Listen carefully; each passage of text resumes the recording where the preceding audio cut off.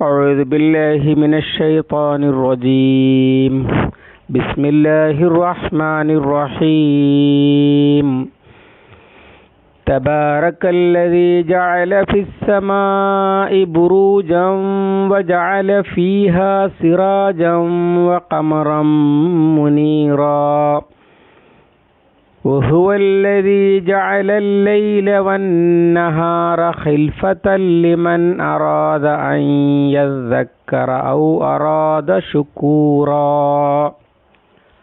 الله العظيم.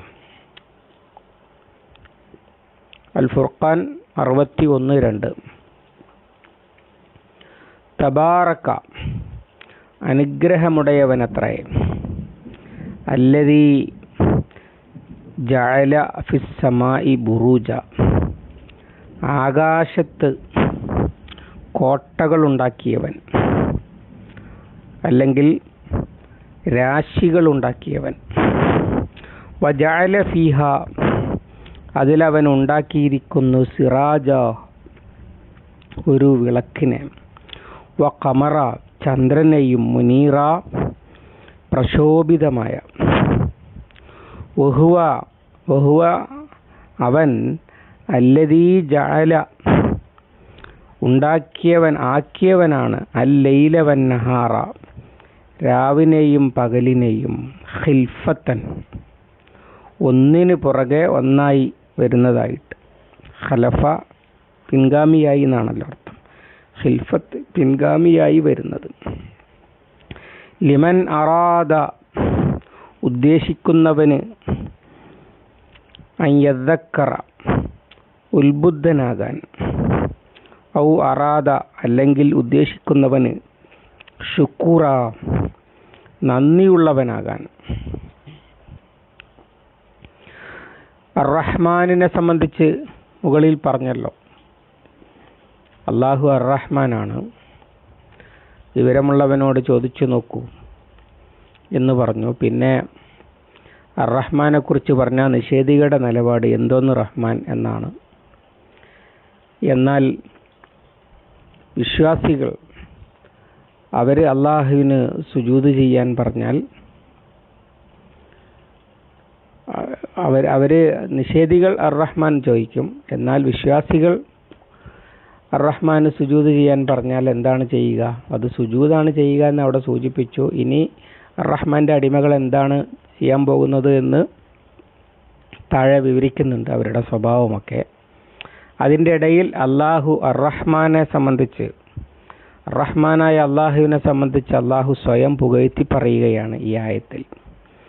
തബാറക്കല്ലദീ ജഅല ഫിസ്സമാഇ ബുറൂജ ആകാശത്ത് കോട്ടകളുണ്ടാക്കിയ അള്ളാഹു അനുഗ്രഹമുടയവനാണ്. തബാറക്ക നേരത്തെ നമ്മൾ വിശദീകരിച്ചതാണ്. ബർക്കത്ത് സിയാദത്തുൽ ഖൈറാണ്, നന്മയുടെ ആധിക്യം.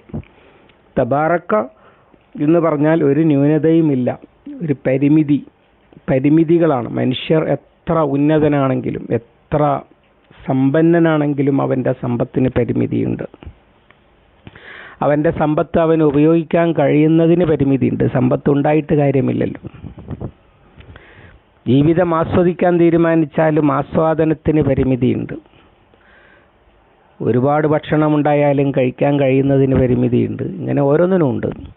ഈ വക യാതൊരു പരിമിതികളുമില്ലാത്ത, അതാണ് ബർക്കത്തുടയവൻ. തബാറക്ക ഒരുപാട് സ്ഥലത്ത് വന്നിട്ടുള്ളതാണ്. തബാറക്കല്ലദീ ബിയദിഹിൽ മുൽക്കു, അതുപോലെ തബാറക്കല്ലദീ നസ്സലൽ ഖുർആന, നസ്സലൽ കിതാബ വേദഗ്രന്ഥം ഇറക്കിയ അള്ളാഹു അനുഗ്രഹമുടയവനാണ്. ഇങ്ങനെ പല സ്ഥലത്തും വന്നിട്ടുള്ള പ്രയോഗമാണ്. ഇവിടെ പറയുന്നത് അള്ളാഹുവിനെ മനസ്സിലാക്കാൻ, റഹ്മാനെ മനസ്സിലാക്കാൻ ബോധമുള്ളവന് പ്രയോജനപ്പെടുന്ന ഒരടയാളം പറഞ്ഞു തരികയാണ്. ജഅല ഫിസ്സമാഇ ബുറൂജ.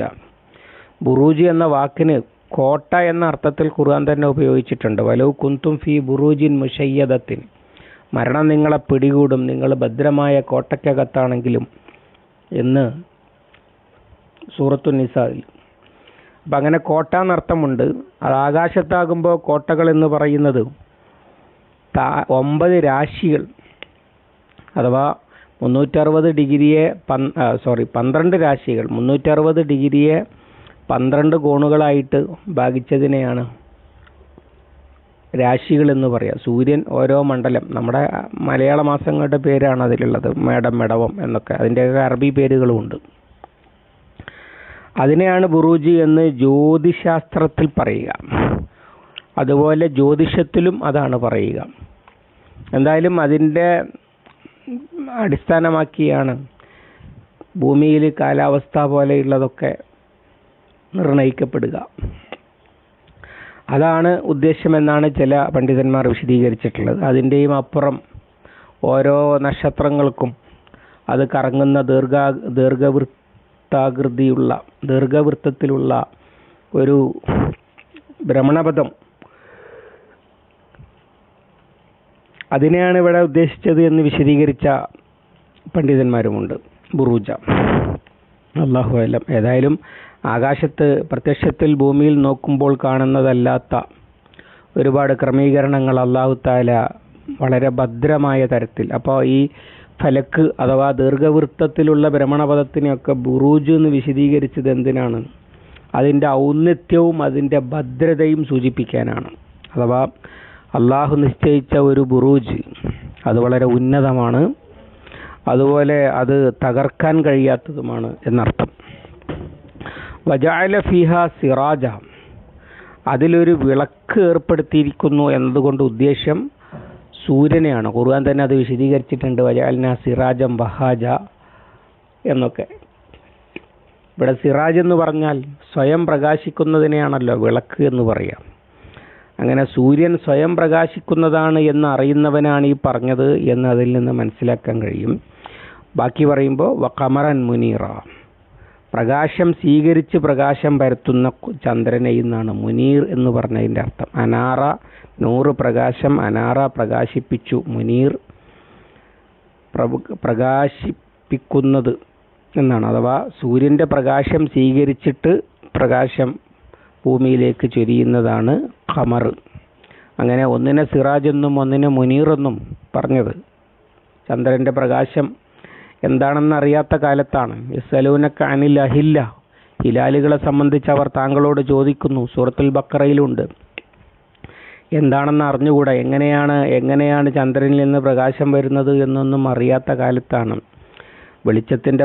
വിളക്കിൻ്റെ പ്രകാശം സ്വീകരിച്ച് പ്രകാശം നൽകുന്നതാണ് ഖമർ എന്ന് ഇവിടെ പറഞ്ഞിരിക്കുന്നത്. അന്നത് അറിയുന്നവനാണ് ഈ പറഞ്ഞത് എന്ന് അതിൽ നിന്ന് മനസ്സിലാക്കാം. ഇവിടെ ഇത് പറയുന്നത് നിഷേധികൾ വെറുക്കുകയും പിണങ്ങുകയും ഒക്കെ ചെയ്യുന്നുണ്ട് അള്ളാഹുവിന് സുജൂദ് ചെയ്യാൻ. പക്ഷേ ആകാശവും ഭൂമിയുമൊക്കെ അവൻ്റെ നിയന്ത്രണത്തിലാണ് എന്ന് പറയാനാണ്. സിറാജും ഖമറും സൂര്യനെ വിളക്കാക്കിയിരിക്കുന്നു എന്ന് പറയാതെ, സൂര്യനെ പറയാതെ വിളക്ക് എന്ന് മാത്രം പറഞ്ഞിരിക്കുന്നു. എന്നാൽ ഖമറിനെ മുനീറായിട്ട് വേറെ പറയുകയും ചെയ്തിരിക്കുന്നു. എന്നിട്ട് അതിൻ്റെ അടിസ്ഥാനത്തിൽ സൂര്യൻ്റെ കറക്കത്തിൻ്റെ അല്ലെങ്കിൽ ഭദ്രമായ ബുറൂജിൻ്റെ അടിസ്ഥാനത്തിൽ ഉണ്ടാകുന്നതാണ് പിന്നെ രാവും പകലും. അതാണ് പിന്നെ പറയുന്നത്. വഹുവല്ലദീ ജഅലൽ ലൈല വന്നഹാറ ഖിൽഫ, രാത്രിയെയും പകലിനെയും ഒന്നിനെ തുടർന്ന് ഒന്ന് വരുന്നതാക്കി. ഇഖ്തിലാഫുൽ ലൈലി വന്നഹാരി, രാപ്പകലുകൾ മാറി മാറി വരുന്നത് എന്ന് പറഞ്ഞത്. അതുപോലെ വലല്ലൈലു സാബിഖുൻ നഹാറ വശംസു തജ്രീ ലിമുസ്തഖറിൻ ലഹാ ദാലിക തഖ്ദീറുൽ അസീസിൽ അലീം, സൂറത്തു യാസീനിൽ. ലശംസു യംബഗി ലഹാ അൻ തുദ്രിക്കൽ ഖമറ, സൂര്യൻ ഭൂമിയെ പിടികൂടുന്നതല്ല എന്ന് പറഞ്ഞിട്ടുണ്ട്. അഥവാ ഒന്നൊന്നിൻ്റെ പിറകിലാണ് എപ്പോഴും ഉണ്ടാകുക, അല്ലാതെ ഒന്നിനെ അതിജയിച്ചുകൊണ്ട് രാവും പകലും ഇങ്ങനെ രാവിൻ്റെ സമയത്ത് പകലാകുക, പകലിൻ്റെ സമയത്ത് രാത്രിയാകുക, അങ്ങനെയൊന്നുമില്ല. സൂറത്തുൽ അറാഫിൽ യുഗ്ഷിൽ ലൈലൻ നഹാറ യത്ലുബുഹു ഹസീസ, ഒന്നൊന്നിനെ പിന്തുടർന്ന് ഒപ്പത്തിനൊപ്പം ഇഞ്ചോടിഞ്ച് പിന്തുടർന്നു കൊണ്ടുവരുന്നു എന്ന് പറഞ്ഞത് കാണാൻ കഴിയും. ഇങ്ങനെ രാവും പകലും മാറി മാറി വരുന്നത് ആക്കിയത് ആരാണ്? അതിൽ മനുഷ്യർ കരുതുന്ന ദൈവങ്ങൾക്കോ അല്ലാത്ത ശക്തികൾക്കോ ഒന്നും യാതൊരു പങ്കുമില്ല. അതൊക്കെ ആക്കിയവനാണ് അള്ളാഹു ആ അർറഹ്മാന് സുജൂദ് ചെയ്യാനാണ് പറയുന്നത്.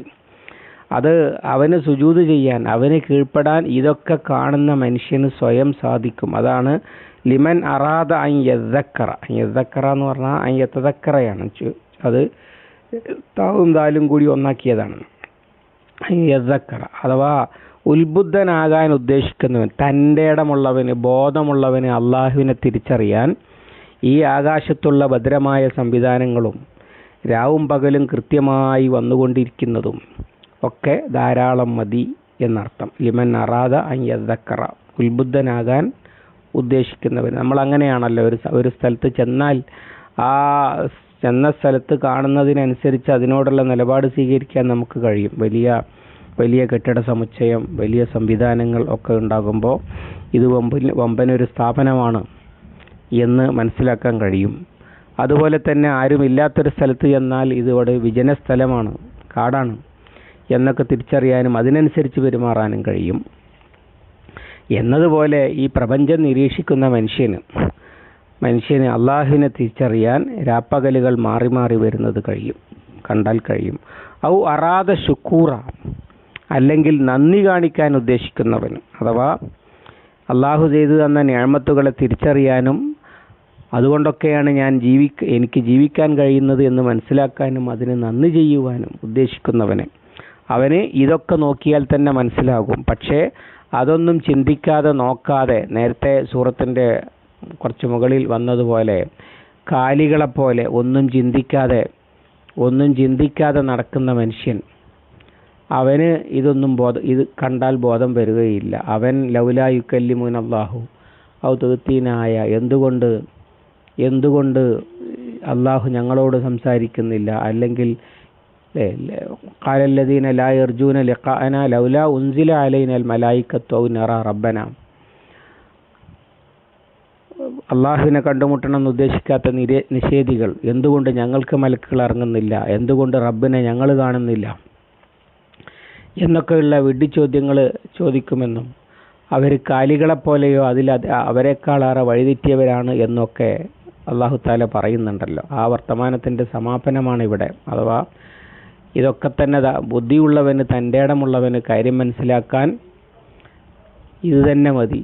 പക്ഷേ കേൾക്കാത്ത കാണാത്ത ആളുകൾ കാലികളെപ്പോലെ നടക്കുകയാണ് എന്നൊക്കെ മുകളിൽ പറഞ്ഞിട്ടുണ്ട്. എന്നിട്ട് പിന്നെ അള്ളാഹുവിനെ മനസ്സിലാക്കാനുള്ള ദൃഷ്ടാന്തങ്ങൾ പറയുകയായിരുന്നു ഇതുവരെ.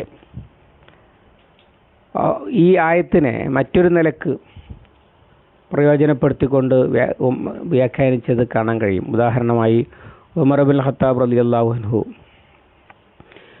നബി സല്ലല്ലാഹു അലൈഹി വസല്ലമയിൽ നിന്ന് ഉദ്ധരിക്കുന്നത് അനസ് റളിയല്ലാഹു അൻഹു റിപ്പോർട്ട് ചെയ്യുന്നുണ്ട്. രാത്രിയിൽ ചെയ്യാൻ കഴിയാത്തത് പകലിൽ ചെയ്യാം എന്നതിൻ്റെ തെളിവായിട്ട് ഉദ്ധരിക്കുന്നുണ്ട്. ഉമർ റളിയല്ലാഹു അൻഹു പിന്നെ രാത്രിയിൽ സ്ഥിരമായി വിർദായിട്ട് ഓതാറുണ്ടായിരുന്ന ഖുർആൻ പാരായണം നടത്താൻ കഴിഞ്ഞില്ല. അപ്പോൾ റസൂൽ സല്ലല്ലാഹു അലൈഹി വസല്ലമയോട് അത് പരാതി പറഞ്ഞു. അപ്പോൾ പിന്നെ നബി സല്ലല്ലാഹു അലൈഹി വസല്ലം പറഞ്ഞു, അബ്നൽ ഖത്താബിൻ്റെ മോനെ, ലഖദ് അൻസലല്ലാഹു ഫിക ആയത്തൻ, അല്ലാഹു തആല നിന്റെ കാര്യത്തിൽ ഒരു ആയത്ത് ഇറക്കിയിട്ടുണ്ടല്ലോ. എന്നിട്ട് റസൂലുള്ളാഹി ഓതി, ഹുവല്ലദീ ജഅലൽ ലൈല വന്നഹാറ ഖിൽഫത്തൻ ലിമൻ അറാദ അൻ യദക്കറ ഔ അറാദ ശുക്കൂറ, രാത്രിയിൽ ചെയ്യാൻ കഴിയാതിരുന്ന തദക്കുർ അത് പകലിൽ ചെയ്യാനും, അതുപോലെ രാത്രിയിൽ നന്ദി കാണിക്കാൻ ഉദ്ദേശിക്കുന്നവന് നന്ദി പകലിൽ കാണിക്കാനും ഒക്കെയാണ് രാവിൻ്റെ ശേഷം പകലിൻ്റെ ശേഷം രാത്രി എന്നിങ്ങനെ ഏർപ്പെടുത്തിയിരിക്കുന്നത് എന്ന് ഈ ആയത്തിൻ്റെ വിശദീകരണത്തിൽ മിക്കവാറും എല്ലാ മുഫസ്സിറുകളും ഉദ്ധരിച്ചത് കാണാൻ കഴിയും. അഥവാ രാത്രിയിൽ ചെയ്യാൻ പറ്റാതെ പോയ കാര്യങ്ങൾ രാത്രിക്ക് വേണ്ടി ചെയ്യാം. അത് പറഞ്ഞത് തന്നെ അനസ് ഇബ്നു മാലിക് റളിയല്ലാഹു ഉമർ റളിയല്ലാഹു അൻഹു ആ വിവരം പറഞ്ഞത് തന്നെ അദ്ദേഹം ളുഹ നമസ്കാരം സാധാരണയിലധികം നീട്ടി നമസ്കരിച്ചു. അപ്പോൾ അതെന്തുകൊണ്ടാണെന്ന് ചോദിച്ച ആളോട് ഉമർ റളിയല്ലാഹു അൻഹു പറയുകയാണ്, മുമ്പ് റസൂൽ സല്ലല്ലാഹു അലൈഹി വസല്ലമയോട് ഞാൻ ഈ ചോദ്യം ചോദിച്ചപ്പോൾ ഇങ്ങനെ പറഞ്ഞിട്ടുണ്ട്, അപ്പോൾ എനിക്ക് രാത്രി ഓതാൻ കഴിയാത്തത് ഓതാൻ വേണ്ടിയിട്ട് നീട്ടിയതാണ് എന്നായിരുന്നു മറുപടി. അപ്പോൾ രാത്രി സ്ഥിരമായി ചെല്ലുന്നത് ദിക്ർ, അത് രാത്രി ചെല്ലാൻ കഴിയാത്തയാൾക്ക് പകല് ചെല്ലാം. അതുപോലെ തന്നെ രാത്രി ചെയ്യാൻ വിചാരിച്ച ശുക്ർ അത് പകല് ചെയ്യാം, തിരിച്ചും കഴിയും എന്ന നിലയിൽ ഈ ആയത്തിനെ മനസ്സിലാക്കിയത് തഫ്സീറുകളിൽ കാണാൻ കഴിയും.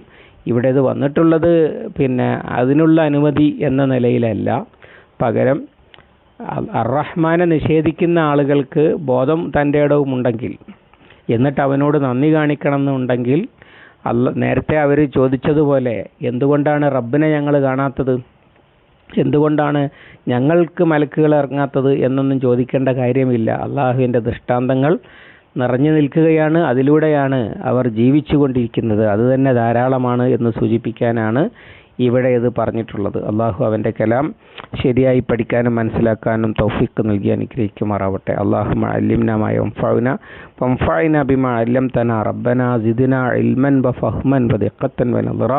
اللهم اجعل القرآن ربيع قلوبنا ونور صدورنا وجلاء حزننا وذهاب همنا وغمنا. ربنا آتنا ما وعدتنا على رسلك ولا تخزنا يوم القيامة إنك لا تخلف الميعاد. ربنا تقبل منا إنك أنت السميع العليم وتب علينا إنك أنت التواب الرحيم واغفر لنا يا غافر المذنبين. وصلى الله على محمد وعلى آله وصحبه وسلم ومن تبعهم بإحسان إلى يوم الدين والحمد لله.